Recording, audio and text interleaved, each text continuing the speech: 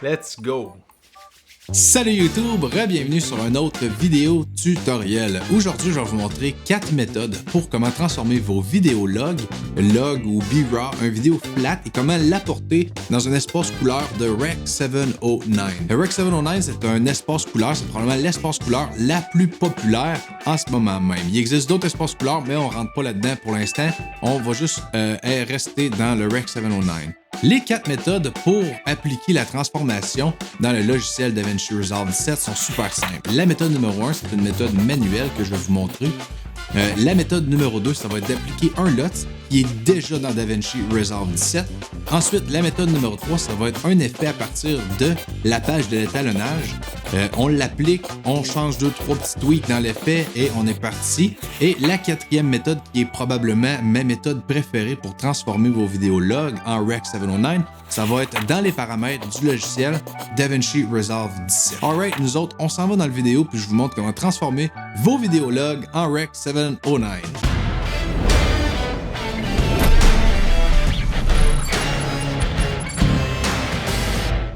Rebienvenue sur DaVinci Resolve 17. Donc, je vais vous montrer 4 méthodes de transformer vos vidéos log en Rec 709. Donc, on se rejoint sur le 5e onglet, l'onglet de l'étalonnage.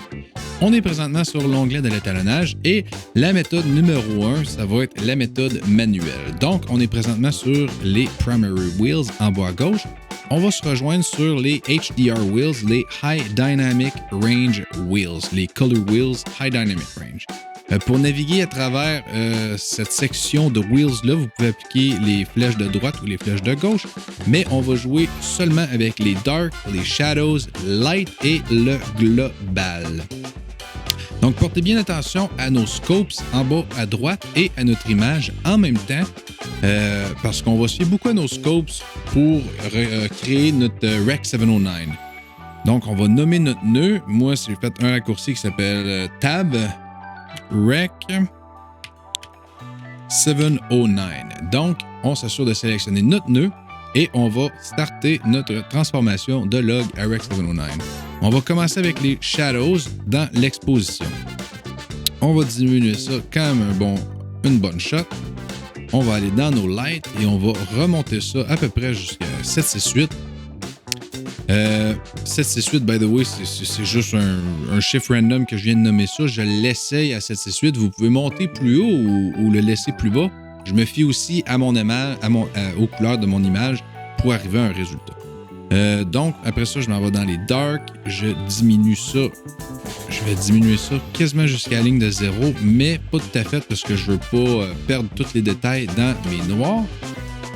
Et mes lights, on va retourner dans notre exposition puis on va monter ça juste un peu. Comme ça me semble bien, sauf qu'il manque de la saturation. Donc, dans la roue globale, sous l'onglet saturation, on va monter la saturation de toute l'image. Donc, on sature. Puis, je vais environ ici. Moi, ça me satisfait. Donc, à ce moment-là, on pourrait retourner dans nos Primary Wheels et on a notre Rec 709. On est dans la bonne espace couleur pour commencer à travailler et à tweaker notre image. Donc, ça, c'est la méthode numéro 1, la méthode manuelle. Donc, ça, c'est présentement et avant. Donc, log Rec 709, log Rec 709. Après ça, on pourrait rajouter des nœuds pour commencer à tweaker avec, par exemple, le sélecteur de couleurs ou le Color Warper pour aller jouer plus dans nos skin tones ou etc. On va déliter notre Rec 709 et je vais maintenant vous montrer la deuxième méthode. Donc, la deuxième méthode, ça va être en appliquant un LUT. Je vais mettre un nœud de plus. On va nommer celui-là LUT Rec 709. Ensuite, ici, on pourrait nommer ça, par exemple, exposition. Et le premier, ça pourrait être de la saturation et les white balance. Je vais vous expliquer pourquoi j'ai rajouté 2 nœuds avant et pourquoi que je les nomme. Parce que des fois, en appliquant un LUT, on n'est pas tout à fait satisfait avec le résultat final du Rec 709 ou ce qu'on est allé chercher. Donc, on va faire des micros ajustements, mais on ne veut pas enlever complètement l'effet du LUT. Donc, on va modifier les nœuds avant pour pas nécessairement modifier le nœud. Donc, on attaque la deuxième méthode. Pour retrouver les nœuds, ça va être en haut à gauche dans les LUTs. On appuie sur les LUTs et vous avez un paquet de LUTs déjà intégrés dans DaVinci Resolve 17. Donc, par exemple, moi, j'ai filmé avec une Blackmagic. Je sélectionnais la section Blackmagic Design et il y a un paquet de LUTs qui va transformer en Rec. 709 et d'autres types de Color Space. Vous pouvez, si vous avez filmé avec une Red ou une Sony, assurez-vous de savoir avec quelle caméra que vous avez filmé. Moi, j'ai filmé avec une Blackmagic Design, mais j'ai rajouté mes LUTs dans ma section favoris. Vous pouvez le faire en appuyant sur la petite étoile en haut à droite d'un LUT. Donc, moi, mes LUTs pour ma caméra sont présentement dans ma section favoris et c'est le Blackmagic Pocket 6K Film to Extended Video. Donc, je sélectionne le LUT, drag and drop sur mon nœud nommé LUT Rec. 709. On vient fermer la section LUT et voilà, on est dans la bonne espace couleur. Et pourquoi j'ai rajouté des nœuds avant? Ben, par exemple, qu'on voudrait rapprocher nos noirs de la ligne 0, on pourrait aller dans nos lifts et diminuer un petit peu.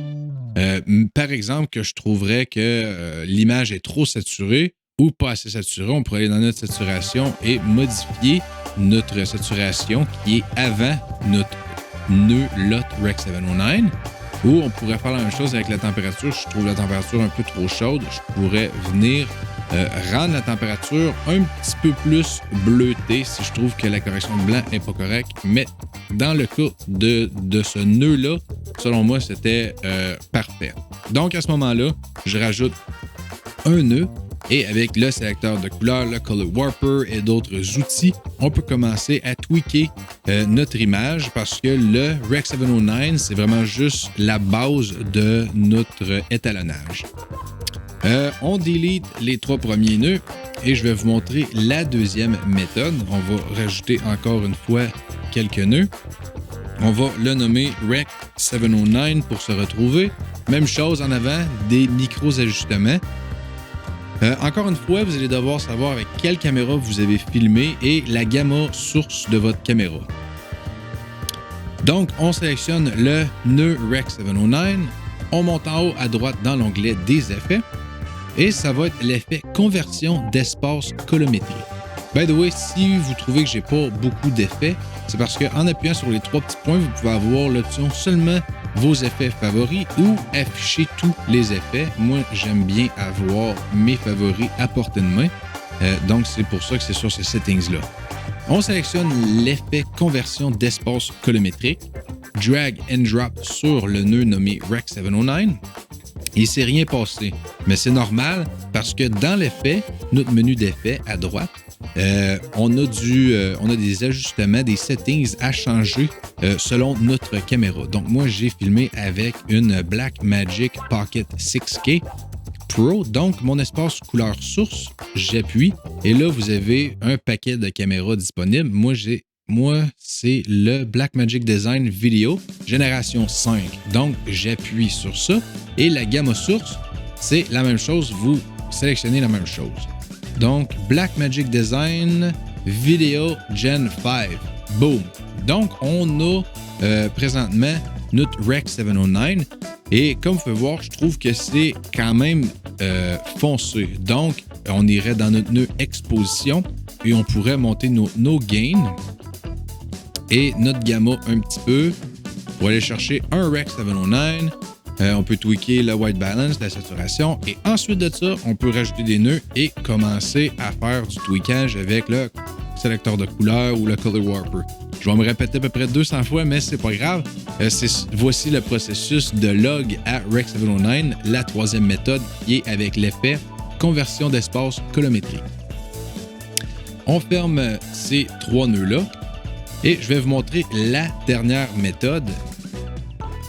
Et cette méthode-là, on n'a pas besoin d'appuyer sur pratiquement rien. On n'a pas besoin d'appuyer sur des effets ou jouer avec des LUTs ou quoi que ce soit. C'est dans les paramètres du logiciel DaVinci Resolve. Donc, je pourrais même pas vous montrer l'avant-après parce qu'on vient changer pratiquement comme les codecs de notre caméra.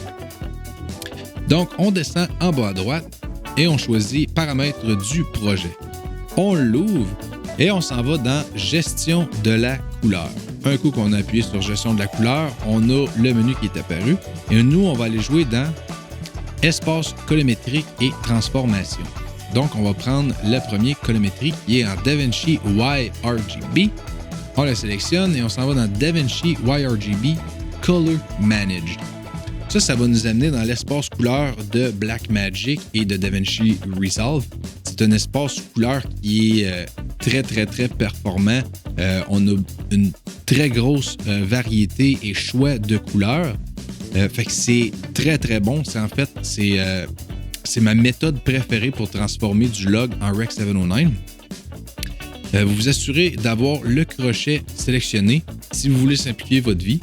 Si vous voulez vous casser la tête puis commencer à jouer dans des settings plus poussés, enlevez le crochet, mais dans la vidéo d'aujourd'hui, je ne couvre pas ça. Donc, on s'assure d'avoir le crochet.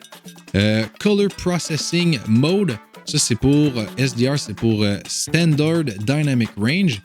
La deuxième option que vous avez, c'est High Dynamic Range. Moi, je vous suggère de rester en Standard Dynamic Range vu que c'est ce qui est le plus populaire et ce qui est le plus utilisé au niveau des ordinateurs, etc.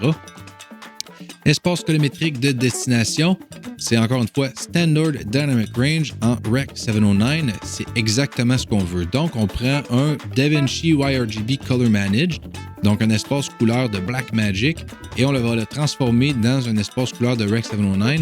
Et c'est ma méthode préférée pour transformer du log en Rec 709. Ensuite, on descend et on fait enregistrer. Boom! Et voilà, on vient de transformer notre image en Rec 709 du Color Space de Blackmagic. Là, vous voyez que c'est très, très saturé. Ben, on a juste à faire un peu de tweak. Donc, notre premier nœud, on pourrait le nommer Exposition et Saturation, par exemple. Donc, je vais enlever un peu de saturation dans mon image. On va réduire... Non, on va laisser le gamma comme ça. On va réduire les gains.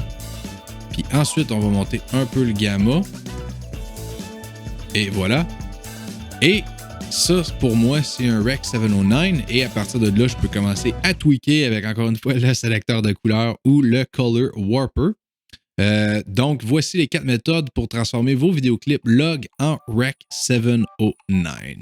Alright, le tutoriel d'aujourd'hui est terminé. Puis j'espère que je vous ai montré comment transformer votre vidéo log en Rec 709. Comme d'habitude, on n'oublie pas d'aller frapper le thumbs up, ça va être très très très apprécié.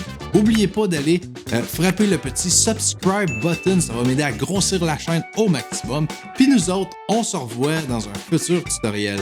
Yes sir!